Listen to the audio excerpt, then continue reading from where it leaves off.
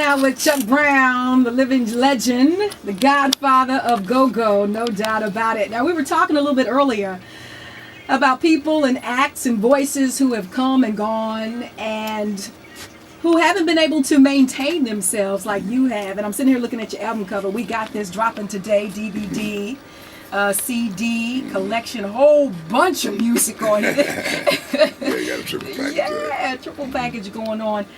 How is it that you've been able to just maintain and work your way from generation to generation? I'm looking at your band here. And these folks are from different generations. Yeah, of course. Yeah, you know, I'm a little younger now. You know what I'm saying? And but it's a matter of the stamina and being able to communicate and know what the fans want and how they want it. You know what I'm saying? Like when I started out, we were all doing top 40. Every band in the city was doing top 40, except some of the jazz bands and some of the bands that were on upper level. You know. But the top 40 thing kind of faded when back in those days, of course, you had to sound just like a record. And if you didn't do James Brown, you might not get that gig no more.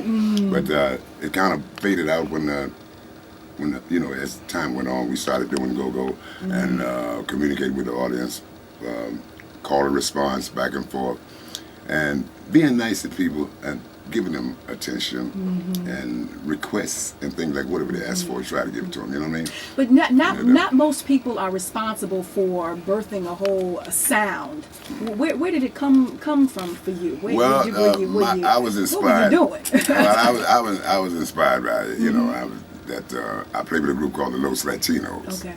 And Joe Mann, Tommy Smith, Paul Hawkins, they were all Latin musicians, and they played R&B with the Latin feel. So I had got great experience playing with Joe. Him and I grew up together as little kids, you know. Used to get out in the yard and wrestle and all. I could throw him down, but I couldn't hold him down, you know. And he's always had talent, you know. Sure. And so he opened up a karate school and a music school. And I went to the music school.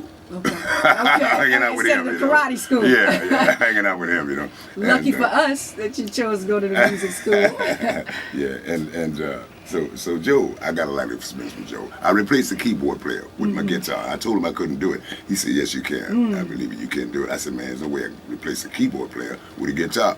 He said, yes, you can. So the confidence that he gave me, I've been had that confidence ever since.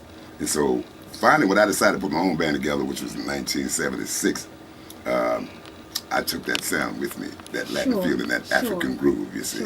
Sure. And you know, one thing about that, first of all, I want to welcome you to D.C. Thank you. Yes, thank you Chuck so much. Brown, we love you, man. I'm sure we love you, Courtney. Thank you so much.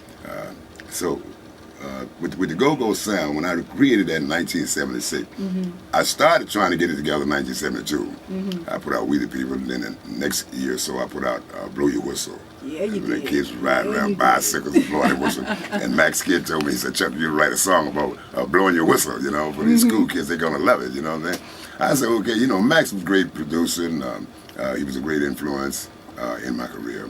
And so we did that. And both of those songs were good hits. Then later on, I put out a tune called Bust and Lose Down. Now, we started working on it in 1976.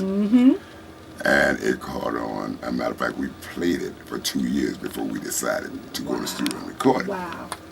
And when we recorded it, came out a great hit, you know. And that beat, that groove, that beat, that drum beat, came out of the church that I used to belong to when I was a little kid. My mother and father used to take me there. And the people in the church used to jump and shout off that beat. Yeah. It was real fast. Well, if folks are listening in and they're musicians like I am myself, they know that Latino, that church thing, that R&B, that blues, that rock and roll thing, it's all intertwined and it all comes from the same place. Right. You might be a different color playing it or whatever, but it all comes from the same place. Absolutely.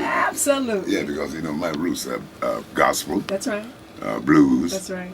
And I've always been influenced by jazz. That's right. You know. Who do you like nowadays that you're hearing on the new Magic 102.3? Some of the artists that you like now.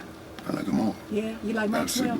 Ooh. Can we do a little Maxwell? I love Maxwell. Hanging out with Chuck Brown on the new Magic 102.3.